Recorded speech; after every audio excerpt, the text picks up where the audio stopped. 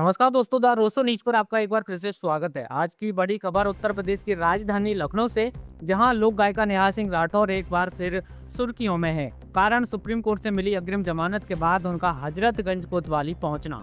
लेकिन सवाल यह है, क्या ये सिर्फ कानूनी प्रक्रिया है या इसके पीछे राजनीति, अभिव्यक्ति की आजादी और कानून के बीच बड़ा टकराव छिपा है। आइए समझते हैं पूरा मामला विस्तार से। बुधवार को नेहा सिंह राठौर लखनऊ के हजरतगंज कोतवाली पहुंची, जहां उन्होंने सुप्रीम कोर्ट के आदेश का पालन करते हुए बेल बॉन्ड भरे। उनके साथ उनके पति हिमांशु सिंह भी मौजूद थे। हालांकि यहाँ एक दिलचस्प मोड़ भी आया।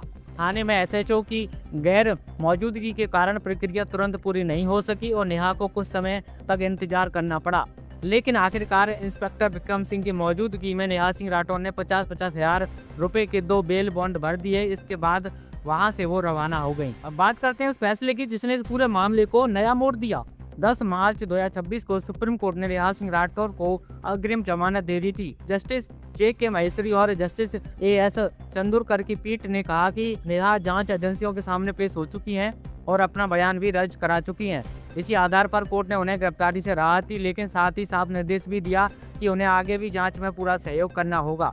दिलचस्प बात यह है कि इससे पहले इलाहाबाद हाईकोर्ट ने नेहा की अग्रिम जमानत याचिका खारिज कर दी थी। इसके बाद नेहा सिंह राठौर उन्होंने सुप्रीम कोर्ट का रुख किया, जहां पहले उन्हें 7 जनवरी को अंतरिम राहत मिली और फिर 10 मार्च को स्थायी तौर पर अग्रिम जमानत मिली। यानी कानूनी लड़ाई आसान नहीं थी, लेकिन अंततः सुप्रीम कोर्ट से राहत मिल गई। अब सबसे अहम सवाल यह है कि आखिर विवाद शुरू कहां से हुआ। दरअसल आपको बताते हैं, नेहा सिंह राठौर के एक गाने से बवाल छिड़ गया था।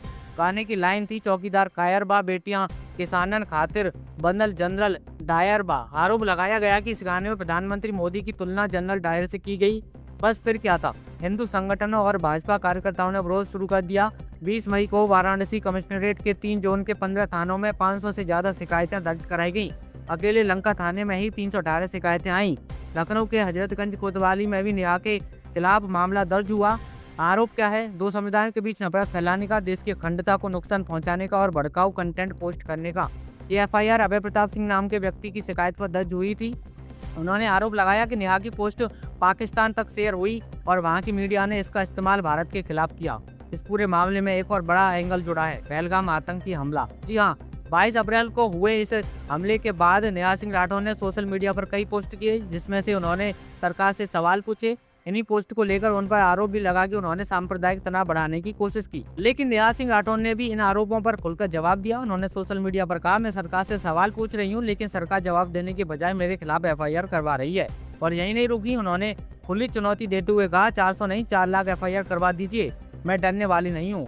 पुलिस ने नेहा को 2 बार नोटिस भेजा था, लेकिन वो बयान दर्ज कराने नहीं पहुंची। इसके बाद मामला और गंभीर हुआ और उन्होंने अदालत का दरवाजा खटखटाया। सत्र न्यायालय, फिर हाई कोर्ट और आखिर में सुप्रीम कोर्ट। लंबी कानूनी लड़ाई के बाद अब उन्हें राहत मिली है। तो अब सबसे बड़ा सवाल यही है कि क्या यह मामला अभिव्यक्ति की आज़ादी से जुड़ा है या फिर कानून और व्यवस्था के खिलाफ भड़काऊ बयानबाजी का है। एक कलाकार को सरकार पर क्या सवाल उठाने का पूरा अधिकार है या फिर उस पर भी कानूनी सीमाएं लागू होती हैं। आप क्या समझते हैं? अपनी राय हमें कमेंट करके जरूर बताएं।